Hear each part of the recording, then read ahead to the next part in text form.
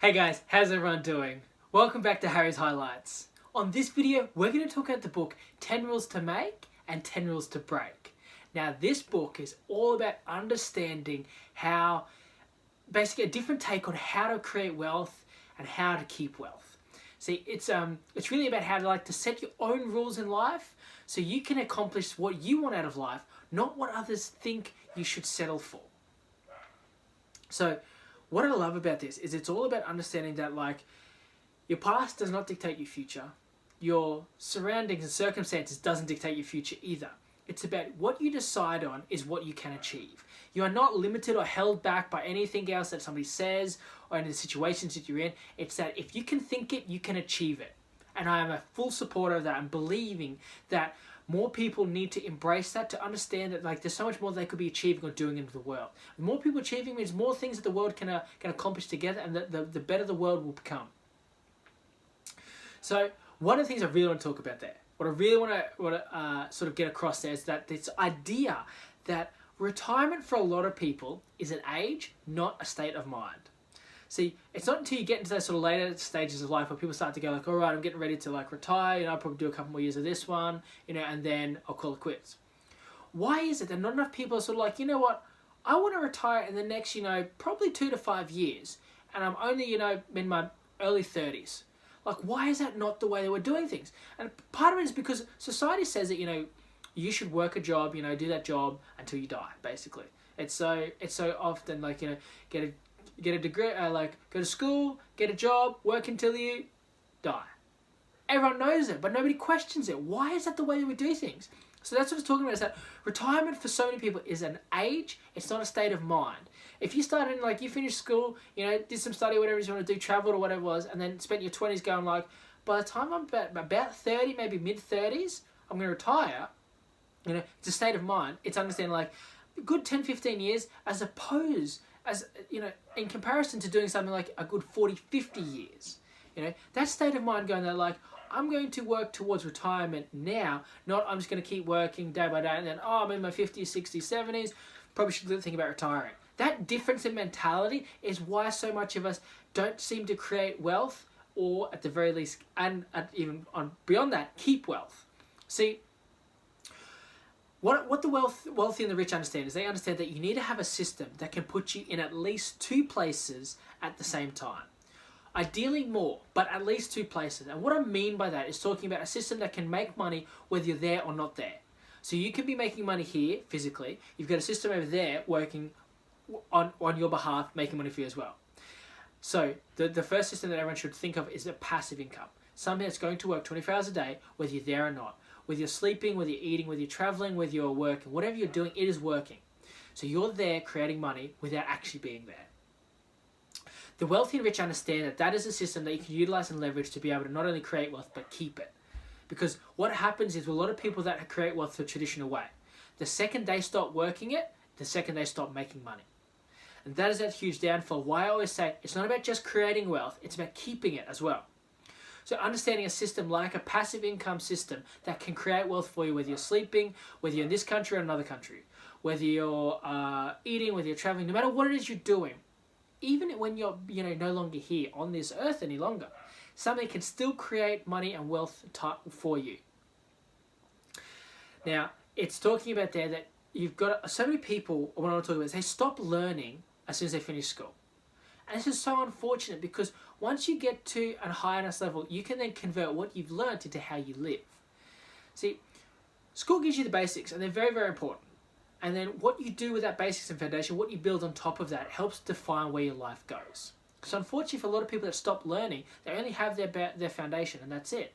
It's like pouring the slab of concrete for a house and then never building the house. And then wondering why every time it rains you get wet. Why every time something bad happens you have nothing there, no solution to be able to help you get out of that problem.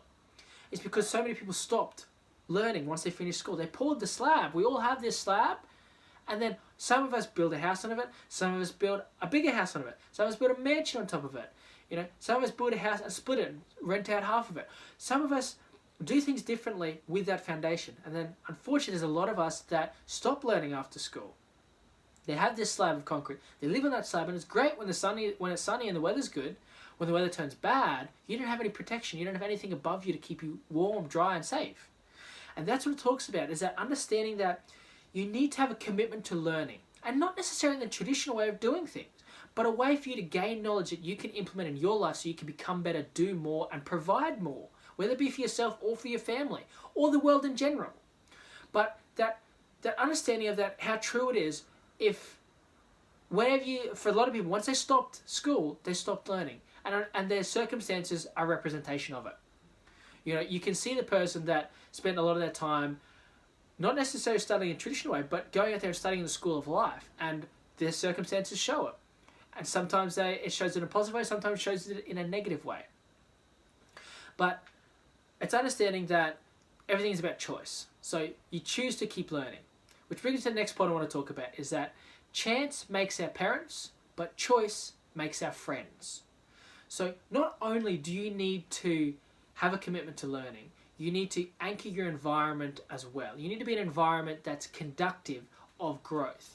An environment where the people that you're surrounded by are going to provide the support and help that you need to help you get further forward, or at the very least, not hinder you.